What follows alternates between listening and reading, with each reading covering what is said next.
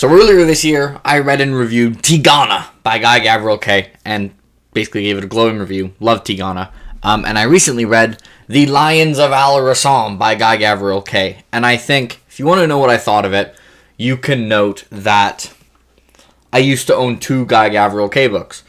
And if you look up there, you can see I now own quite a bit more than 2 Guy Gavriel Kay books. So I think that tells you what I think about this book. I more are on the way. I bought them all right after finishing this.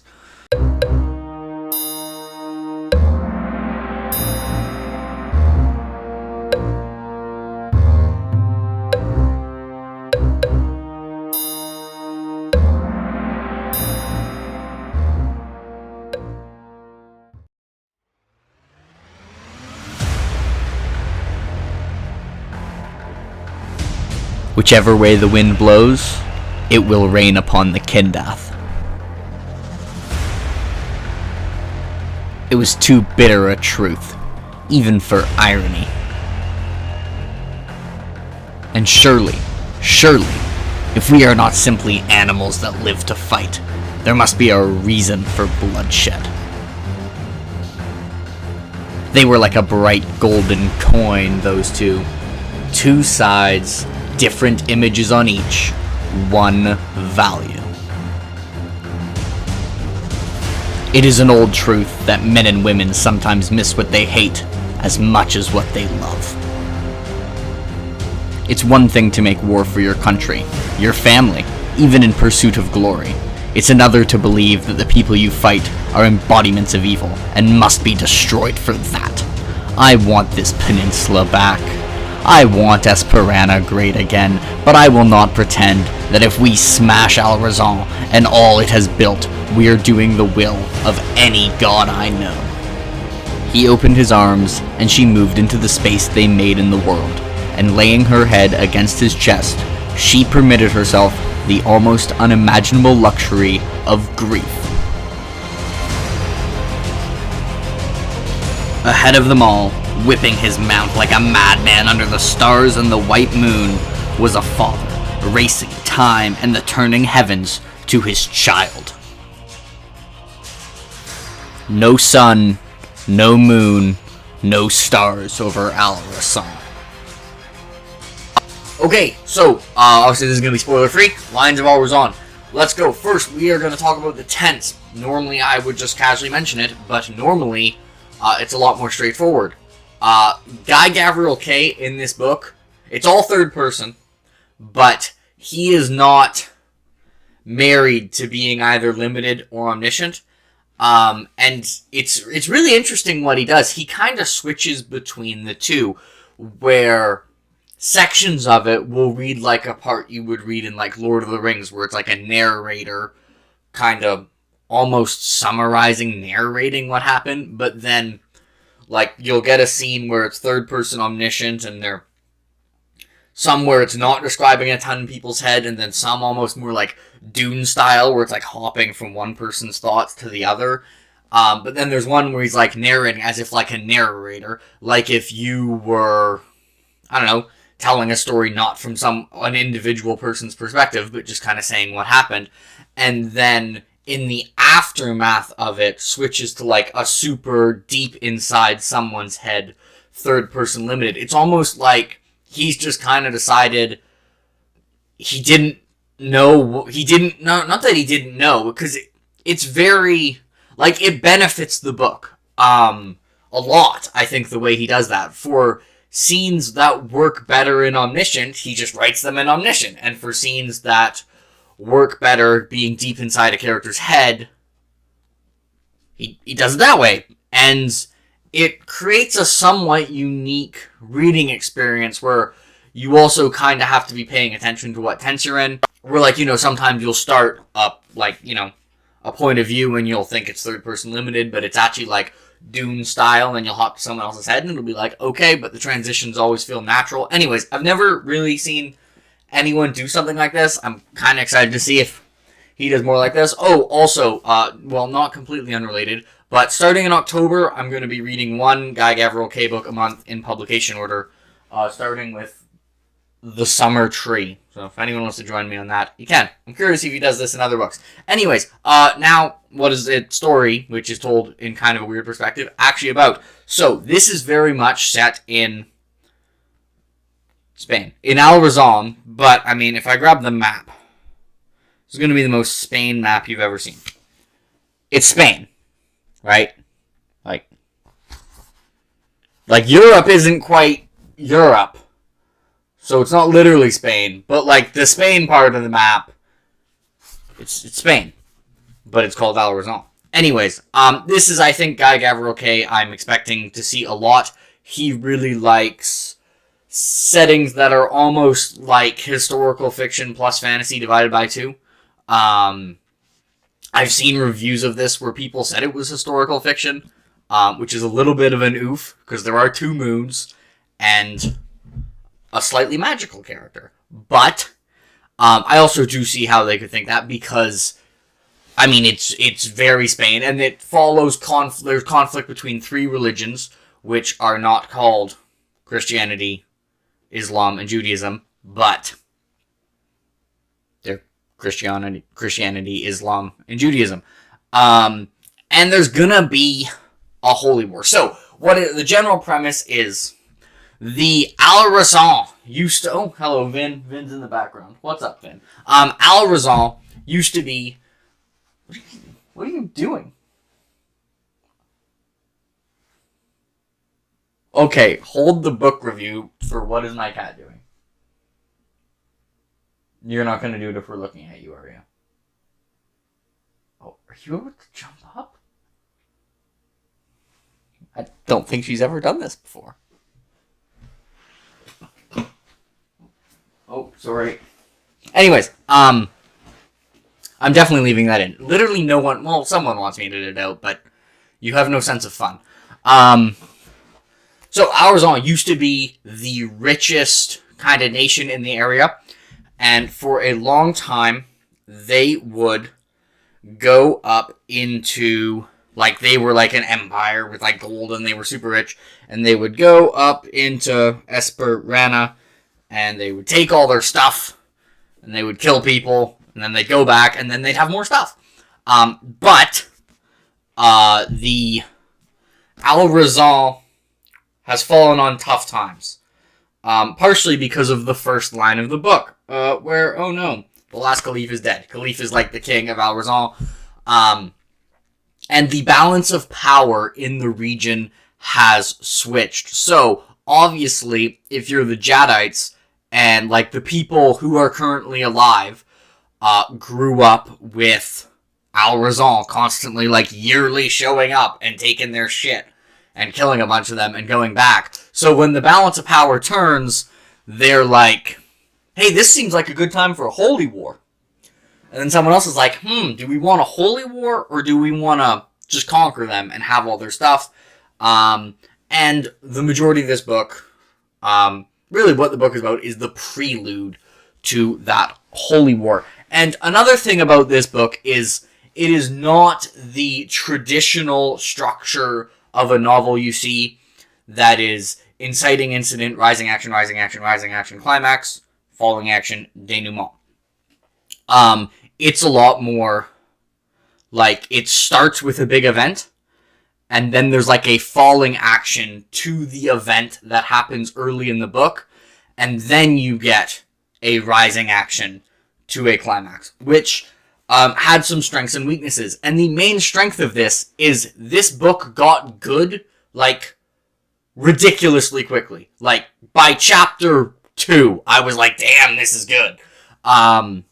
So it got good really fast. The slight downside is that the part of not as good as the rest of the book, because it was just kind of ramping up, didn't get eliminated. It just got moved.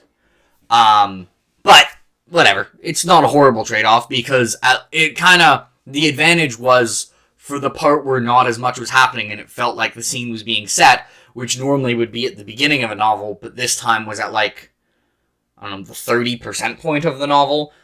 You were invested in all the characters, and then it also takes that opportunity to introduce more characters, and then it gets into a very, like, political maneuvering, like, a Song of Ice and Fire, Dune style scheming, and some of the best that I have ever read in any book ever. And I don't know if I could pick a favorite, like, which book I think has the best, like, political maneuvering between, like, I don't know, one of the A Song of Ice and Fire books, Dune, this, or I'm sure there's a Royal Assassin.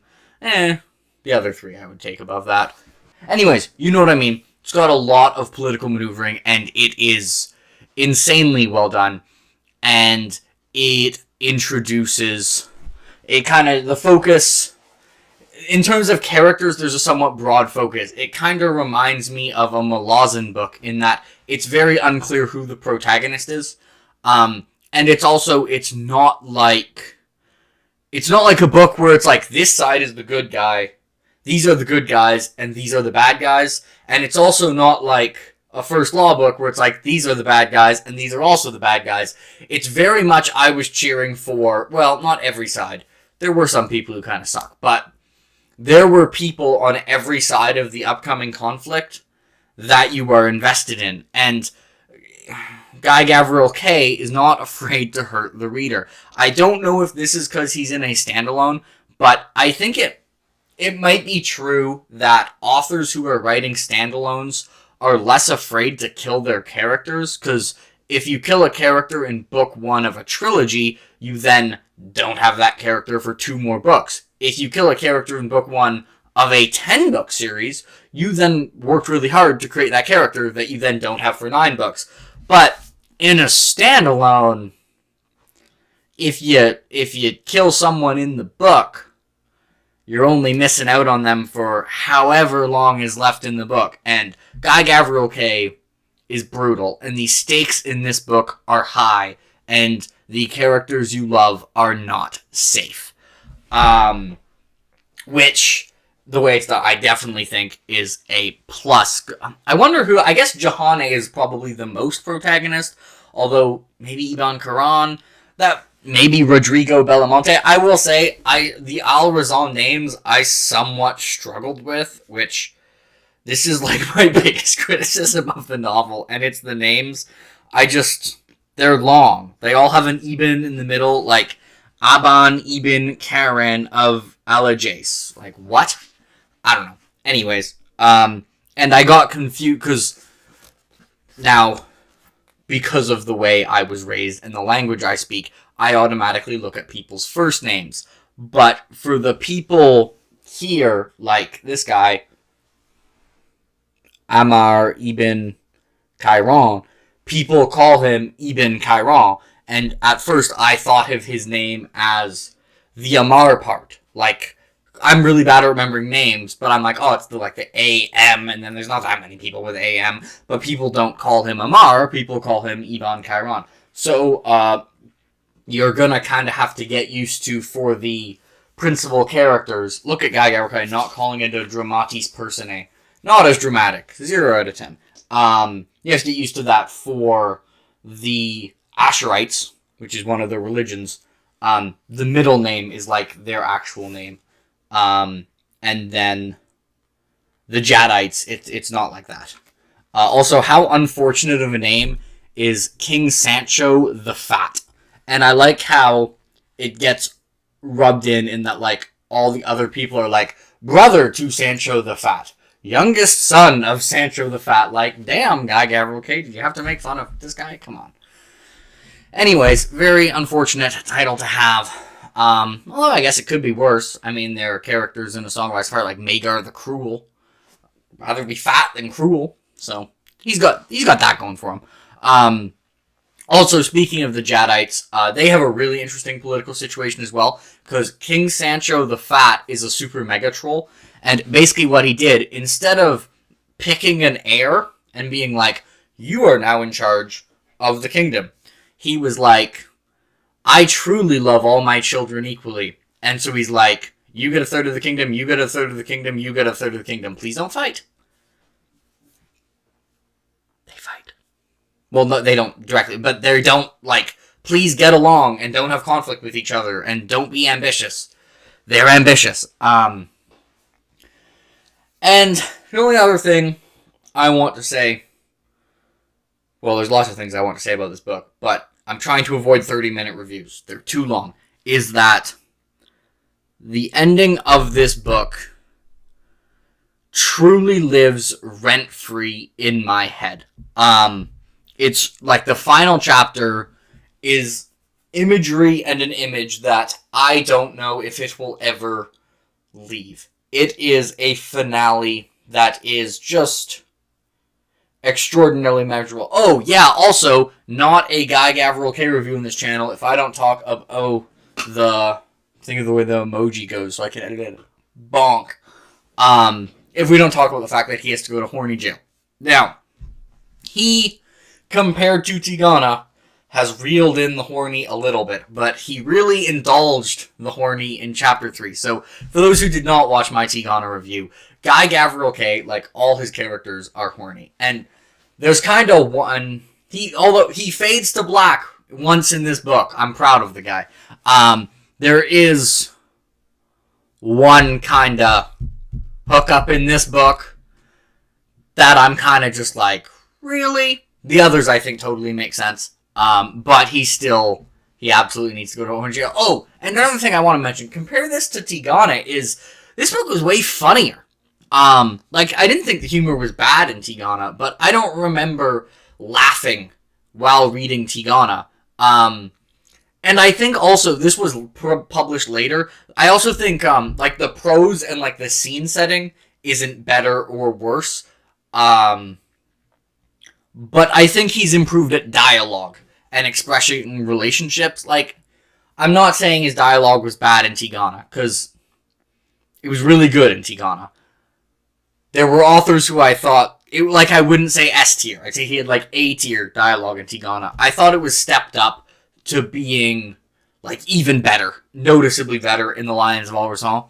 Also, just a random thing, the funny thing is, like, when I was starting this, on Chapter 1, I'm not a huge fan of, like, the first 2 pages, which, who cares, it's like 2 pages. Actually, the first page is good, but then, like, the 2 after, there's a little bit of an info dump, like an exposition dump, and I got none of it, because I didn't have context or anything. Might care about it on reread. So, it was actually kind of funny, because I remember when I was reading Chapter 1, I was like, the writing feels a little bit less magical than it did in Tigana, but that lasted for literally, like, a quarter of Chapter 1, and then Guy Gavriel K was like, psych, no, it's gonna be so good. So yeah, anyways, also, one thing I was going to say, I have a random gut feeling that the people who are, like, mega Malazan fans, who have been trying to find something to, like, scratch the Malazan itch, this might be one of the things that I think would work out pretty well. I mean, it's got a bromance that's gonna make you feel emotions, it's got holy wars, it's got religious zealots, it's got complex political situations, it's got a poet, one of the characters is a poet. Don't tell the Erickson fans this, because I've read all the Malazan Book of the Fallen poems, and like 99% of them did nothing for me. I think Guy Gavriel K is better at writing poetry than Stephen Erickson. Like, there's not huge poems. Maybe it's because he writes shorter poems. And my attention span has been degraded by the internet. Who knows? But like, there's a poem in the epilogue that actually, like, made me feel emotions. And normally I don't give a shit about poetry. I read all the Malazan poems because people told me that I had to, and I just read all the God It's Not Willing poems, and some of the God It's Not Willing poems were, I think, a little bit better. But anyways, for a number of reasons, I feel like this should... Oh, also, it's focused on theme as much. I think...